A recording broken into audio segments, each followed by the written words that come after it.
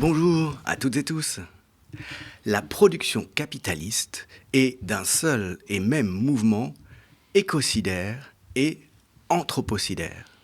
C'est le commentaire dont part l'invité de ce numéro de La Grande Hache, Alain Beer, commentaire de Karl Marx, dont il part dans un livre qui s'appelle « L'écocide capitaliste » en 3 volumes. Bonjour Alain Beer. Bonjour à vous. Merci beaucoup d'être avec nous. Vous poursuivez ce commentaire en disant « Marx, cependant, n'a pas suivi sa propre intuition et n'a pas développé, s'agissant du rapport du capital à la terre, et plus largement à la nature, il n'a pas suivi l'analyse du comportement vampirique du capital, si minutieusement mise en évidence par lui, s'agissant de son rapport à la force de travail. » Vous partez de cette métaphore du vampirisme du capitalisme dans votre livre pour examiner ce vampirisme concernant non pas seulement la force de travail, mais la nature. Quelques mots, cependant, pour vous présenter, d'abord avant de nous jeter dans le vif du sujet, même si vous êtes très bien connus, en tout cas des militants, des marxistes aussi. Vous êtes philosophe et sociologue, vous avez été universitaire, à l'université de Strasbourg comme maître de conférence. Non, de Franche-Comté, comme maître de conférence. Mulhouse d'abord. De Mulhouse, pardon. Mulhouse, oui. Haute-Alsace, c'est ça ? C'est ça, voilà. De Haute-Alsace, donc à Mulhouse. Oui. Et puis, vous avez été professeur à l'université de Besançon. Oui. Vous êtes l'auteur de très nombreux ouvrages. Vous avez commencé avec un livre qui était paru au Sycomore, une maison d'édition importante. Ce volume portait sur le fétichisme du capitalisme déjà, en 1979. Et puis vous avez repris cette thématique du fétichisme en 2017, j'ai noté, avec un ouvrage sur la novlangue libérale et la rhétorique du fétichisme capitaliste. Vous vous êtes intéressé, bien sûr, donc, au rouage du capitalisme, aux inégalités aussi, très souvent. La plupart de vos livres sont disponibles, je l'ai remarqué dans votre bibliographie, sur un site de l'Université du Québec à Montréal, qui s'appelle « Les classiques des sciences sociales ». Tout à fait. Peut-être qu'on peut partir donc de cette métaphore du vampire qui est au cœur de l'introduction de ce très vaste ouvrage donc, que vous avez publié chez Page 2. Et Sileps. Et Sileps associé. Ouais. Le point de départ, c'est celui que j'évoquais à l'instant, donc, et notamment cette métaphore du capitalisme comme vampire. Oui. Enfin, plus exactement, cette métaphore du capital comme vampire. Oui, du capital, c'est-à-dire de ce rapport social de production qui est au cœur du monde qui est le nôtre, enfin qui est le nôtre, disons le monde dans lequel nous sommes contraints de vivre. C'est une métaphore que Marx développe dans le premier livre du Capital, lorsqu'il analyse la manière dont le capital s'empare de la force de travail et met cette force de travail au travail, pourrait-on dire, et il montre qu'il se comporte, le capital se comporte par rapport donc, à cette force de travail comme un vampire. Et il met plus exactement en évidence la double face de ce vampirisme du capital. Le capital est vampire, d'abord d'une manière, pourrait-on dire, immédiatement compréhensible. C'est-à-dire la métaphore joue de manière très simple. Bon, le vampire, tout le monde sait ce que c'est qu'un vampire. Enfin bon, évidemment, on fera grâce à nos éditeurs de penser qu'on accorde foi à l'existence de vampires. C'est un personnage imaginaire tiré de la littérature romantique, tiré notamment du roman de Bram Stoker sur Dracula, évidemment. Le vampire, donc, prenons-le au sérieux, supposons qu'il existe. Un vampire, c'est donc un mort-vivant qui ne doit pouvoir rester en vie que par le fait qu'il pompe littéralement, comme une espèce d'élixir de jouvence, le sang de ses victimes, puisqu'il lui faut absorber ce sang régénérateur qui le maintient en vie, quoi.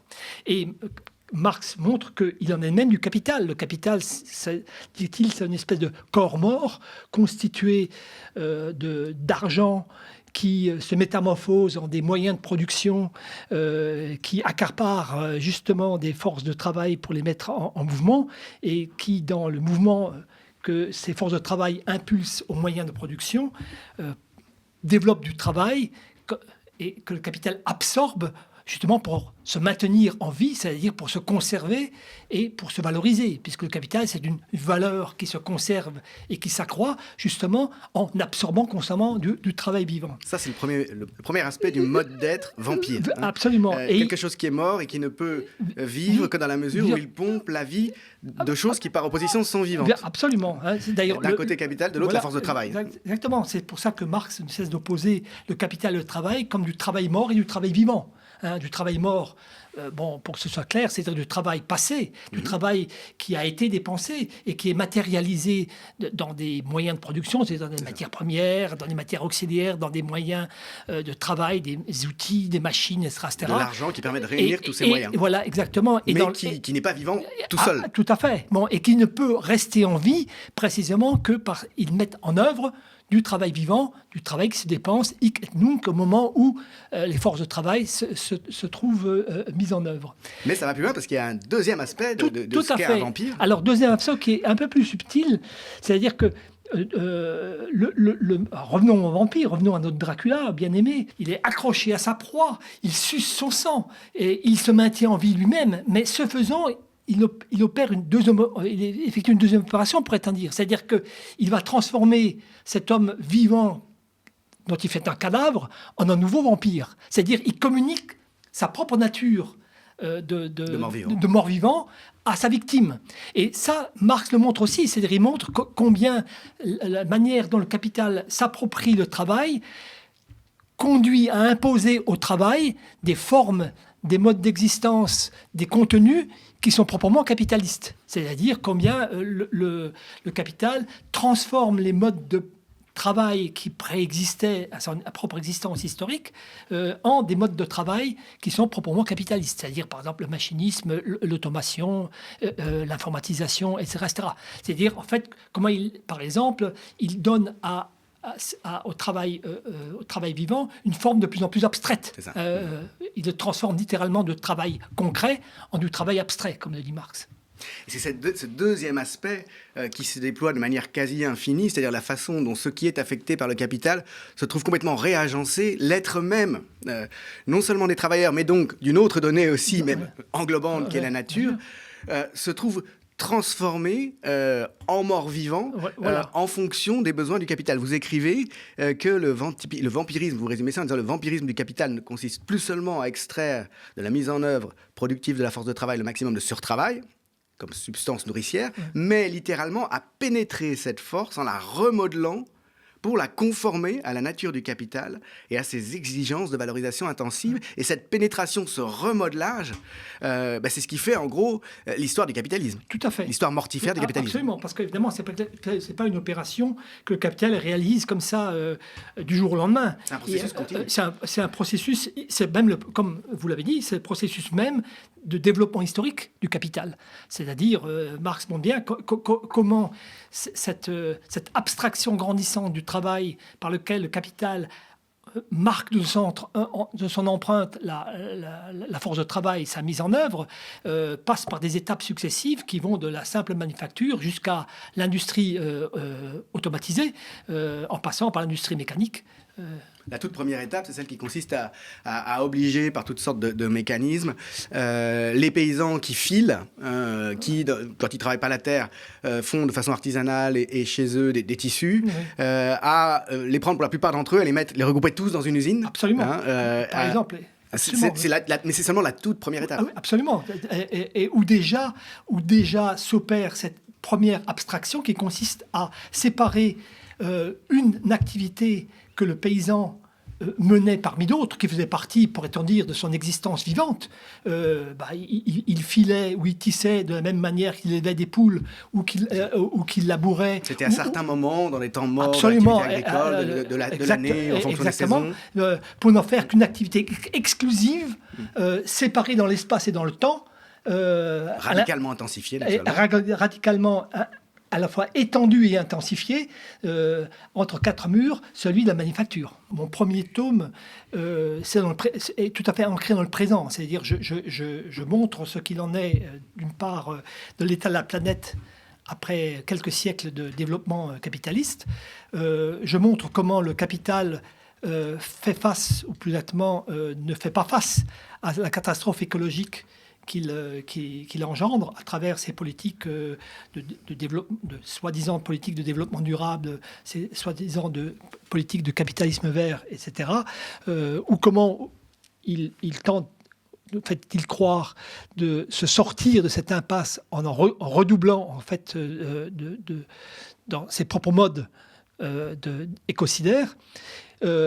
Avant d'aborder dans un deuxième temps, donc le deuxième tome, justement, la dimension structurelle. C'est-à-dire, je montre comment ce présent se trouve structuré par ces processus écocidaires dont le vampirisme du capital est en quelque sorte la figure synthétique. Mais à ce moment-là, il me faut évidemment montrer comment se déploie selon différentes dimensions ce vampirisme du capital, qui concerne la force de travail, mais qui concerne aussi probablement la nature. Et ensuite, dans un troisième temps, pour montrer comment tout ça s'est développé historiquement. Et c'était déjà d'ailleurs cet aspect historique, l'objet d'un ouvrage déjà massif que vous aviez publié il y a une petite dizaine d'années chez Sileps, qui s'appelait Le premier âge du capitalisme. Oui. Vous partez du fait que Marx a parfaitement vu donc ce rapport vampirique du capitalisme, du régime capitaliste à la nature et pas seulement à la force de travail et à la société humaine, en somme. Cependant, il s'est arrêté assez tôt. Finalement, il n'a pas vraiment poursuivi ses intuitions, comme on le disait tout à l'heure. Il a identifié le problème de la fertilité des sols, l'épuisement de l'agriculture lié notamment à l'exode rural et au fait que ce déplacement des populations brisait en fait des cycles, une relation en quelque sorte symbiotique entre les communautés rurales et la nature. Mais il n'est pas allé plus loin. Et aller plus loin, c'est votre objet dans ce livre. Voilà, absolument. Je dirais l'écocide capitaliste. Absolument. C'est-à-dire que le reproche qu'on pourrait adresser à Marx, enfin, si c'est tant est que de notre petite taille, on puisse s'adresser ainsi à un géant, je dirais, c'est de n'avoir pas développé pour le rapport à la nature le même type d'analyse qu'il a développé pour le rapport au travail. C'est-à-dire de montrer comment ce double vampirisme ou cette double dimension du vampirisme du capital qui concerne l'appropriation de la force de travail par le capital est également être à l'œuvre dans la manière dont, à travers le travail, le capital s'approprie la nature. Parce que Marx ne cesse d'insister, n'est-ce pas, sur le fait que si la nature ne joue aucun rôle dans la formation de la valeur, elle est évidemment totalement requise et est la condition primaire de la formation de valeurs d'usage, donc du travail concret, et qu'à ce titre, évidemment, l'appropriation vampirique par le capital de la force de travail vaut aussi comme appropriation vampirique de la nature. Et toute mon ambition a été de montrer, de déployer en quelque sorte ce champ aveugle, ce champ qui est resté en partie aveugle, bien que Marx l'indique comme tel. Comme vous l'avez signalé, il y a des indications très précises chez lui pour montrer combien le capital vampirise le sol, par exemple. C'est-à-dire extrait du sol toutes les substances dont l'agriculture a besoin en mettant de le restituer.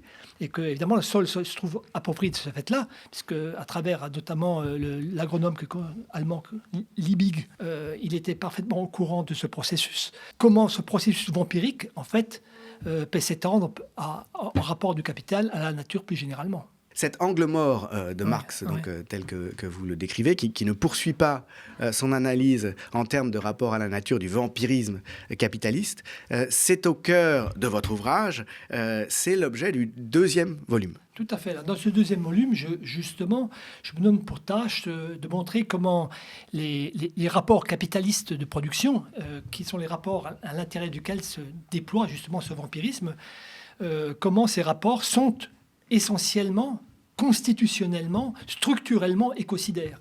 Ils ne peuvent que déboucher sur un écocide. Et je passe donc en revue quelques-uns des principaux moments, de ces principaux éléments constitutifs, si vous préférez, de ces rapports, à commencer effectivement par la rupture du rapport immédiat à la terre, du rapport symbiotique à la terre, constitue l'expropriation des producteurs. Le fait que les producteurs soient dépourvus de moyens de production et de ce principal moyen de production que constitue le sol. C'est-à-dire l'arrachement au sol a des conséquences écocidaires. Alors du côté de celui, par exemple, que vous avez mentionné à un moment, c'est-à-dire ça rompt le métabolisme... Le métabolisme, c'est un mot très important. Oui, chez Marx. La question du métabolisme. C'est-à-dire l'échange de matière et d'énergie dans les deux sens. La manière dont les hommes prélèvent de la matière et de l'énergie à la nature, la manière dont ils restituent de la matière et de l'énergie à la nature. Transformation mutuelle sous absolument. Forme de système, d'écosystème. Par exemple, les sols s'appauvrissent dès lors qu'ils sont censés fournir des aliments, mais à des populations qui ne vivent plus en rapport direct avec le sol, qui vivent par exemple à des centaines de kilomètres dans des centres urbains et dont les déchets organiques s'en vont vers la Tamise, comme dit Marx, comme vers un égout, alors qu'on en aurait besoin dans les champs et dans les prés, et qu'il va falloir importer des tonnes de guano depuis le Chili et la Bolivie, au prix même d'une guerre, la guerre du Pacifique, n'est-ce pas, pour remédier à la déminéralisation des sols des sols anglais. Et lié au départ des populations vers les centres industriels. Oui, et ce, dès le milieu du 19e siècle. Alors que ces centres industriels vont se trouver pollués, vont avoir absolument. à gérer... Donc, on pollue à la fois les sols par le guano, c'est-à-dire par les nitrates et les phosphates qu'ils contiennent, que l'on apporte massivement, et en même temps qu'on pollue les milieux urbains. Bon, ça c'est un premier moment. Puis ensuite je montre effectivement, et ça disons c'est peut-être mon apport le plus original, enfin que je considère le plus original, c'est de montrer comment s'opère l'appropriation de la nature par le capital, en montrant comment le capital déploie des modalités spécifiques d'appropriation.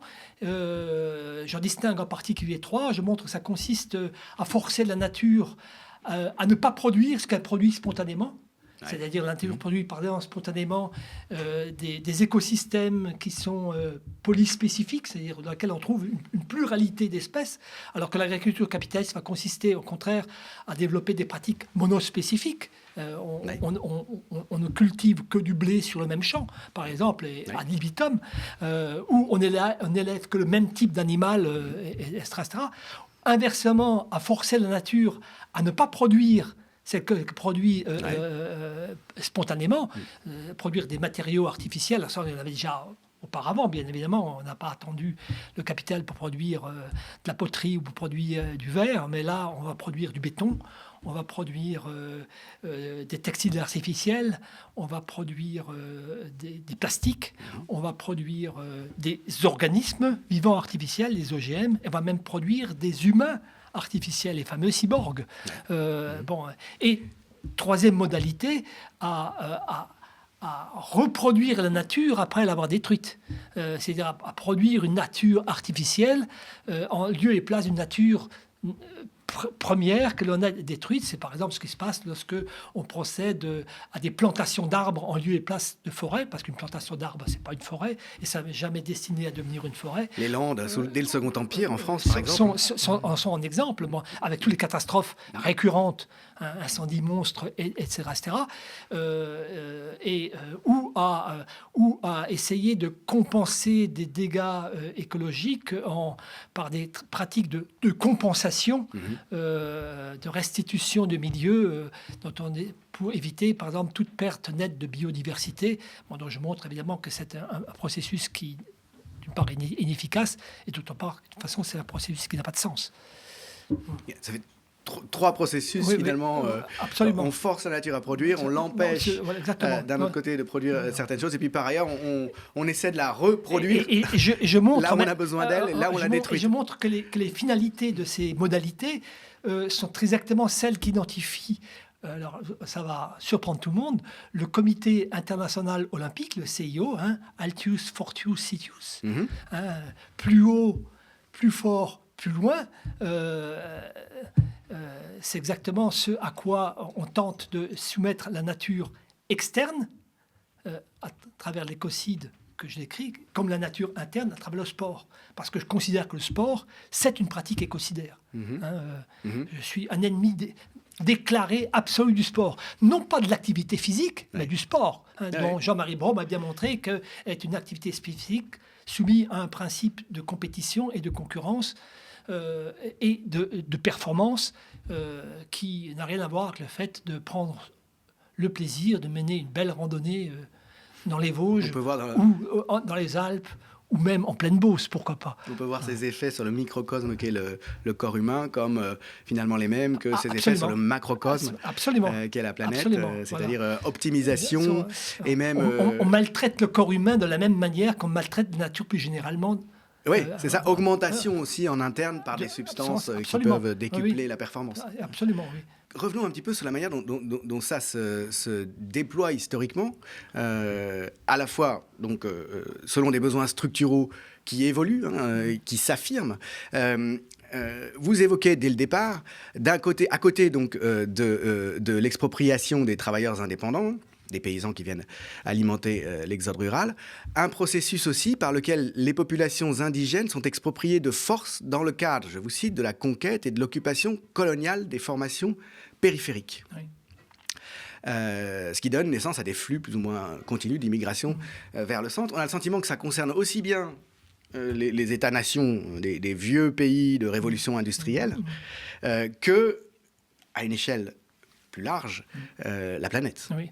Ah oui, disons, dans le petit excursus historique que je brosse du processus écocidaire, j'insiste sur le fait que l'écocide capitaliste ne débute pas avec la révolution industrielle. Évidemment, ça va prendre avec la révolution industrielle une échelle et un rythme qui était inconnu jusqu'alors, mais cet écocide s'initie déjà dans la phase antérieure, celle à laquelle j'ai consacré un ouvrage antérieur, ce que j'appelle le proto-capitalisme mercantile, c'est-à-dire toute la phase qui va de la deuxième moitié du XVe siècle jusqu'à l'aube de la révolution industrielle, donc dernier tiers du XVIIIe, et où l'écocide se manifeste, pourrait-on dire, aussi bien au centre du monde capitaliste, dans ce qui vont venir les premières nations industrielles, que dans ces périphéries coloniales. Périphérie coloniale, ça prend en particulier la forme effectivement du développement déjà de la monoculture que constitue la plantation esclavagiste, monoculture sucrière tout particulièrement, mais ça peut être aussi la monoculture du tabac, la monoculture du coton, etc., qui a des effets écocidaires immédiat. Par exemple, il faut à peine 40 à 50 ans pour que de cette île du Pacifique qu'on appelle Madère, parce qu'elle est couverte de bois au moment où les Portugais y mettent les pieds, pour ruiner complètement cette île, c'est-à-dire pour en fait la déboiser entièrement, étant donné qu'il faut du sol pour cultiver, mais il faut surtout énormément de bois pour distiller la canne à sucre. Et évidemment, au bout de quelques dizaines d'années, cette île se trouve dans l'incapacité de continuer à produire. Donc, on déplacera cela vers le nord-est brésilien. Mais il y a une fuite en avant qu'on voit déjà très bien. Absolument. De toute façon, le nord-est brésilien est très vaste. Donc, les Portugais peuvent poursuivre cela. Mais à peu près au bout d'un siècle, ça s'épuise. Il faut déplacer ça vers les îles antillaises, les îles Caraïbes, où le processus écocidaire se poursuivra, etc. C'est déjà le 15e, 16e siècle, cette logique extractiviste qui a fait parler aussi de plantationocène, c'est-à-dire de réduction finalement de la nature de maximisation, d'optimisation finalement de l'instrumentalisation de la nature. La plantation étant le modèle, quoi. Oui, absolument. Bon. Mais le processus se développe également, je disais, au cœur même des sociétés européennes, puisque jusqu'à la révolution industrielle, le bois constitue à la fois, j'ai bien à la fois, et c'est le à la fois qui est important, à la fois la principale source d'énergie, et même, je dirais, la quasi exclusive source d'énergie à la disposition des hommes, d'énergie, je dirais, naturelle, en dehors, évidemment, des moteurs animaux et C'est humains. ce que j'allais dire. Il y a les chevaux et il y a les bœufs aussi, qui ont eu un rôle absolument fondamental. Totalement. Bon. Et aussi le principal matériau de construction, ainsi que matériaux, je dirais, de transformation. En général, les outils, les machines sont en bois, les horloges sont en bois, etc. C'est pour ça que les forêts royales ont un statut stratégique. Je dirais, c'est-à-dire, l'Europe est en situation de pénurie chronique de bois pendant tous les temps modernes. D'où la nécessité, c'est une des raisons de l'expansion européenne, d'ailleurs, d'aller chercher du bois à l'époque déjà vers l'Europe nordique, les pays scandinaves, vers l'Europe de l'Est, la Pologne, ce qui était la Pologne de l'époque, l'Ukraine, par conséquent aussi en partie, etc., et vers le Canada. Je dirais, et un des enjeux de la guerre que se mènent de manière chronique les Français et les Anglo-Britanniques à ce moment-là, c'est l'enjeu du bois. Bon, il faut savoir que, par exemple, les marines européennes, qu'il s'agisse des marines de guerre ou des marines commerciales, sont à partir du XVIIIe siècle essentiellement construites en dehors d'Europe. Je dirais, dans les Antilles, au Canada, dans les Indes orientales, comme on dit à l'époque, parce que il y a une pénurie complète de bois en Europe. C'est-à-dire qu'en fait, l'Europe est déjà, de ce point de vue-là, en train de ravager ses forêts. Donc cette logique, en quelque sorte, d'essorage de la nature, qui consiste aussi, je le disais, à une sorte de fuite en avant, puisque sans se soucier des effets locaux, on va au maximum sur place, puis quand il n'y a plus rien, comme à Madère pour le bois, on va à côté, quoi.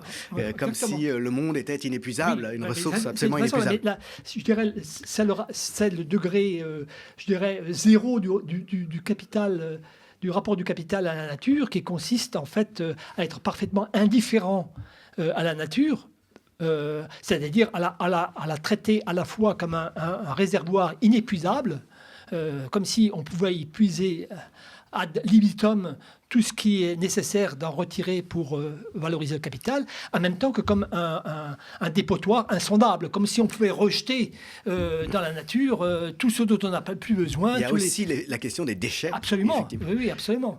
Et qui se gère aussi, mais là encore, on a l'impression, j'allais dire, ce que vous décrivez là, c'est cet extractivisme forcené qui apparaît finalement dès le 15e, 16e siècle, à une époque qui est proto-industrielle, proto-capitaliste. On a l'impression que finalement, cette logique-là, n'a pas changé. C'est-à-dire que le rapport du capital au monde reste le même si, via d'autres moyens, par exemple le technosolutionnisme, typiquement, il considère qu'il faut continuer à aller en avant et qu'on trouvera toujours des solutions.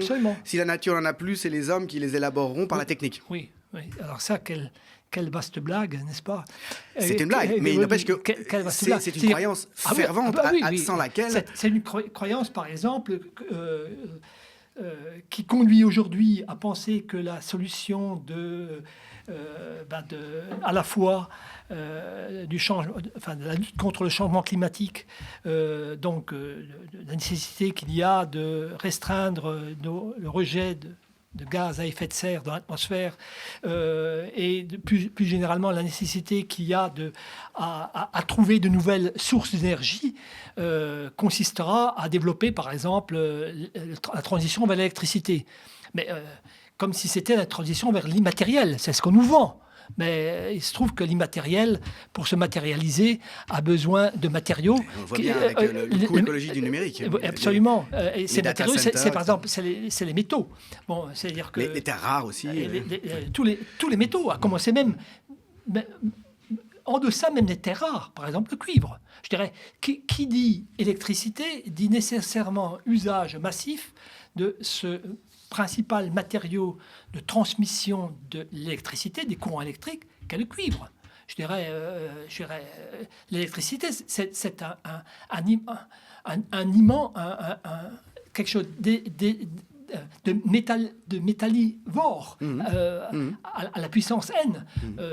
On a dit, et c'est vrai, qu'il suffirait d'équiper tous les toits de tout le bâti humain pour produire 10 fois l'énergie dont nous avons le projet. Le problème, c'est qu'on se buterait immédiatement aux limites des métaux. Il n'y a pas de quoi construire je dirais, tous les panneaux solaires, pas de quoi construire, toutes les éoliennes nécessaires pour produire à la hauteur de ce que le productivisme capitaliste exige de produire. Qui est illimité par définition, finalement. Qui est illimité par définition, puisqu'il n'y en a jamais assez. Il faut croître ou périr. C'est la devise du capital, croître ou périr, parce que les ressources naturelles n'y suffisent pas. Et ça renvoie aussi à la question dont on parlait tout à l'heure, que vous avez beaucoup travaillé, qui est celle du fétichisme. Oui, tout à fait. Oui. Du fétichisme de la marchandise, qui ne vaut plus finalement pour les besoins qu'elle satisfait, mais pour elle-même. Oui. C'est la définition du fétichisme. Oui. Et pour les besoins d'elle-même, c'est-à-dire pour les besoins, en définitive, de la valorisation du capital. Ce processus que vous décrivez donc, dès l'époque proto-capitaliste, il concerne la nature, il concerne aussi certaines catégories de population. Les colonisés, mais aussi, c'est quelque chose sur quoi les écoféministes marxistes ont beaucoup attiré l'attention, les femmes, qui, à partir de cette période-là, se trouvent particulièrement reléguées au sens où on a besoin d'un travail invisible, de reproduction, de reproduction d'abord de la force de travail, d'engendrement, quoi, de maintien de la cellule domestique, de soins, qui lui aussi est complètement occulté, complètement à la fois indispensable au procès capitaliste et en même temps invisibilisé par toute une série de moyens. Alors, je me démarquerai un peu de ces thèses écoféministes. Ce serait un peu trop long d'expliquer toutes les raisons pour lesquelles je marque, disons, une certaine distance critique par rapport à elles. Bon, il ne s'agit pas évidemment de dénier le fait que les femmes aient été ancestralement dominées par les hommes, que ce processus de domination qui a connu différentes formes se trouve reproduit à l'intérieur du capitalisme, sous des formes cependant spécifiques. Je pense que le processus écocidaire affecte l'humanité dans son ensemble, évidemment de manière différentielle et inégale selon les divisions et les inégalités qui constituent l'humanité. Mais est-ce qu'il n'y a pas à ce moment-là, précisément en termes de phase, une radicalisation, un besoin de transformer la place des femmes spécifiquement, en tout cas c'est la thèse que je voulais vous soumettre, parce que vous savez comme moi qu'elle a été beaucoup avancée par des philosophes, des historiens, des sociologues qui ont aussi mis l'accent sur le plantationnocène, sur la dimension extractiviste que vous décriviez à l'instant. Mais en fait, si l'on prend la manière dont, d'une manière générale, le capital modifie les rapports précapitalistes, les pratiques précapitalistes, les modes de vie précapitalistes. On pourrait dire que, s'agissant des femmes, l'assignation des femmes à l'univers domestique n'est pas une invention du capital. Du moins, l'assignation, je dirais, non pas exclusive, mais privilégié ou prioritaire. On trouve ça déjà dans des modes de production bien antérieurs. Si on prend le féodalisme européen, pour prendre cet exemple, dans la communauté paysanne qui trime pour le seigneur, il existe une division du travail entre hommes et femmes notamment, et ces divisions confient aux femmes une partie du travail agricole, au sens large du terme, par exemple la cueillette, par exemple le petit élevage, mais aussi une partie du travail agricole je dirais de fond. Au moment de la moisson,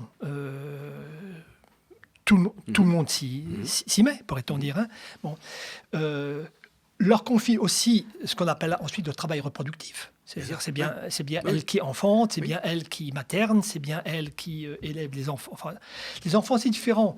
Les enfants, très rapidement, je dirais, une fois la phase d'allaitement finie, sont confiés à l'ensemble de la communauté. Oui, c'est pas un travail spécifique. De ce point de vue-là, en effet, le monde capitaliste, tel qu'il se constitue à partir du, disons, 15e, 16e siècle, enferme un peu davantage les femmes dans l'univers domestique. Et ça, c'est la thèse qui est, qui oui, est avancée par ces courants, d'accord, qui mettent ça en relation aussi avec la chasse aux sorcières, avec une forme de misogynie de plus en plus radicale et une question de rapport à la nature et au savoir. Alors là, la thèse de Federici, elle demande à être discutée de près, parce que lorsqu'on fait le compte des gens qui sont brûlés, par exemple, à titre de sorciers et de sorcières au XVe, XVIe siècle, on trouve plus d'hommes que de femmes. Oui, mais c'est vite, c'est pas vraiment un argument, parce que en 1500, c'est fini. Après 1500, c'est essentiellement des femmes. Oui. Et alors, bon, c'est aussi la thèse qu'avance Michelet, qui est intéressante à certains égards, à savoir qu'elles incarnent un certain type de rapport à la nature, un certain type de savoir. Absolument. Parce que c'est aussi une question de révolution scientifique. Ce que vous décrivez, ce changement total, ce rapport instrumental, extractiviste au monde, il va aussi concerner les savoirs et les sciences. Est-ce que ça va, c'est la thèse en tout cas des écoféministes, est-ce que ça ne va pas aussi affecter, de même que ça affecte les savoirs indigènes, que l'on réprime et dont on s'approprie ce dont on a besoin, un certain nombre de savoirs traditionnels féminins? C'est la thèse que Michelet met sur la table dès le 19e siècle, et qui me semble, il n'est pas dépourvu d'intérêt aujourd'hui quand on constate... Le premier, disons les premiers travaux qui étaient... pas spécifiquement féminin, mais principalement féminin dans l'univers précapitaliste féodal, par exemple, c'est le travail du textile, la production textile, qu'il s'agisse de filer ou de tisser, enfin plutôt de filer, parce que tisser c'est un métier, c'est une opération dure, manier le métier à tisser est quelque chose de lourd, mais effectivement c'est une préparation. Mais il y a dans le savoir-faire, dans les savoir-faire féminins traditionnels, des choses qui dans un premier temps ne sont absolument pas appropriées par le capital. Par exemple, le capital ne se préoccupe pas particulièrement dans un premier temps de s'approprier cette pratique ancestrale qu'est la cuisine, par exemple, cette pratique ancestrale qu'est le maternage. Tout à fait. Non, et il faudra attendre des phases ultérieures pour que cela apparaît. Alors, par contre, ce qui se met en place à ce moment-là, c'est un appareil qui, lui, est spécifiquement féminin et qui est la forme nucléaire de la famille. Alors cette forme nucléaire, mais qui est justement quelque chose relativement auquel j'aimerais que les féministes soient attentifs à son caractère tout à fait ambigu. Parce que la famille nucléaire a des aspects qui sont évidemment totalement sexistes, puisque c'est une forme de famille qui subordonne totalement la femme à son époux, l'épouse à son époux, etc. Mais en même temps qui comprend une dimension d'émancipation, curieusement, qui fait que c'est une famille, normalement, ce n'est pas le cas immédiatement, mais à terme ça le sera, où les deux époux se choisissent mutuellement. C'est-à-dire où la logique de constitution de la famille échappe, par exemple, à une logique patriarcale. Parce que les mêmes auteurs que vous citez, etc., ont, à mon avis, la regrettable habitude de désigner par le terme de patriarcat quelque chose qui n'y ressemble plus du tout. Une famille patriarcale, c'est par exemple une famille dans laquelle le patriarche décide de qui épousera qui, et qui épousera qui, aussi bien s'agissant de ses fils que s'agissant de ses filles. C'est-à-dire... on ne choisit pas épouse et on ne choisit pas époux dans une famille patriarcale. Dès lors que l'on a la possibilité de choisir époux et épouse, et par exemple Shorter, dans La naissance de la famille moderne, le montre bien, et le montre en regardant très scrupuleusement la manière dont évoluent les pratiques sexuelles. Oui.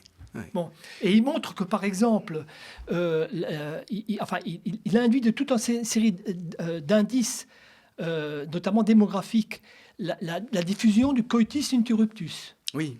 Et il montre, la contraception, donc une forme de contraception. Oui, qui était la méthode, disons, la méthode la première forme basique de contraception. Mais dont il dit très justement qu'elle suppose une forme de complicité entre les deux amants, n'est-ce pas, qui exclut qu'on ait affaire à un pur rapport de domination, un pur rapport a fortiori de la femme par l'homme.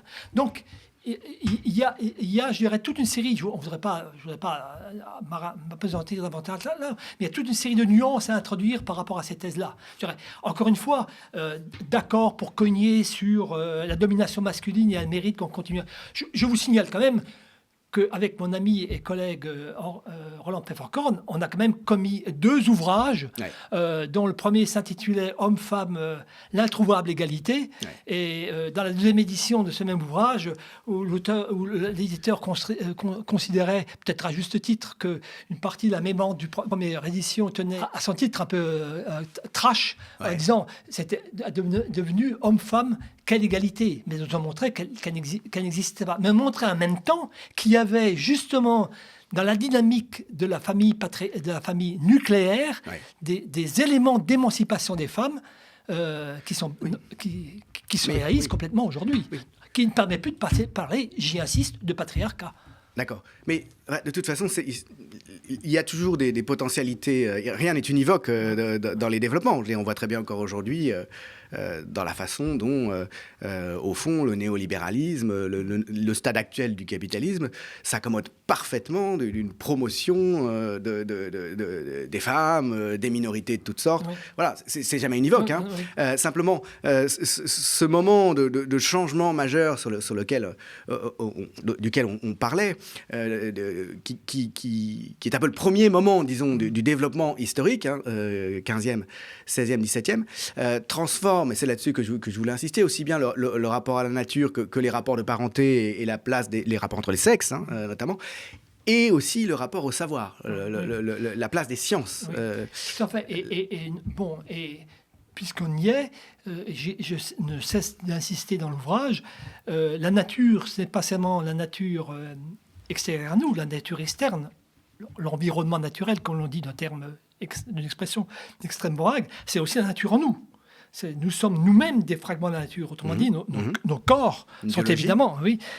donc, le capital a modifié profondément notre rapport externe à la nature, notre rapport à la nature externe, mais aussi profondément modifié notre rapport interne, c'est-à-dire notre rapport à nos corps, notre rapport à la sensorialité, notre rapport à notre sensibilité, à notre affectivité, c'est-à-dire à nos pratiques alimentaires. J'ai consacré tout un développement pour montrer à quel type d'extrémité aboutit justement la rupture du rapport symbiotique que vous évoquiez précédemment des populations paysannes à leur environnement naturel relativement à l'ingestion, je dirais, d'aliments. En termes d'alimentation, donc en termes de santé, au fond, en termes de biologie, de biologie humaine.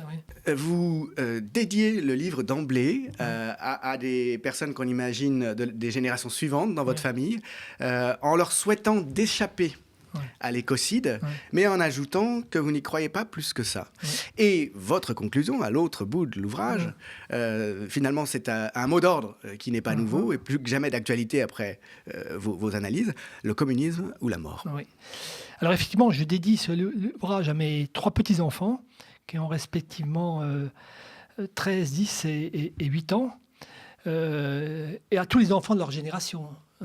Bien évidemment, je l'ajoute immédiatement, en espérant qu'ils échapperont à ce qui se profile, mais que je n'y crois pas trop. Je n'y crois pas trop parce que pour renverser cette mécanique, il va falloir ni plus ni moins qu'une révolution. Une révolution que j'appelle évidemment de mes voeux, une révolution en tant que militant à laquelle je travaille, qui est encore bien loin de se dans les prodromes reste faible, je dirais, dans les signaux reste faible. Et si cette révolution ne se produit pas, cette révolution qui a nom communisme, ne se produit pas, je dirais ce qui nous attend, c'est pas seulement la barbarie, c'est littéralement la mort. Je pense que le capital est écocidaire et que donc, étant écocidaire, il est profondément mortifère. Il porte la mort en lui, quoi. Le parti de la vie, c'est le parti du communisme. Alors, j'en dis pas plus dans la conclusion, parce que c'est l'ouvrage auquel je suis en train de travailler, puisque ça consiste à reprendre toute la thématique du communisme pour en montrer non seulement l'actualité, mais l'urgence, je dirais, au regard justement des enjeux écocidaires et anthropocidaires en même temps dans son porteur, le capitalisme contemporain. On comprend parfaitement en vous lisant que le processus ne s'arrêtera pas de lui-même, que ce qui lui est propre justement, c'est de ne jamais s'arrêter, de toujours fuir en avant. Il n'y a pas de frein de secours. Donc la solution viendra de l'extérieur de la logique capitaliste, ou elle ne viendra pas. Oui, absolument. Merci beaucoup. C'est moi qui vous remercie. Alain Beer d'être venu nous présenter ces 3 volumes, 1250 pages, dans lesquels je recommande de se plonger. C'est très facile à lire, oui. je tiens à le dire.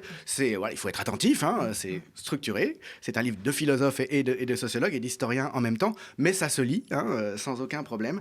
L'écocide capitaliste, avec ces 3 volumes, donc une catastrophe écologique planétaire dans un premier temps, la nature en proie au capital, le cœur de l'ouvrage dans un second temps, et puis les perspectives historiques en 3e lieu. Merci encore à vous. Merci à vous aussi. Et merci d'avoir suivi cet épisode de La Grande Hache. Je vous rappelle que le média est en pleine campagne. Nous avons besoin de vos dons et surtout de vos abonnements. Par ailleurs, sachez que non seulement nous sommes sur les Freebox, sur le canal 165 toujours, mais sur le bouquet Orange, le canal a changé, c'est le canal 257. À bientôt sur le média.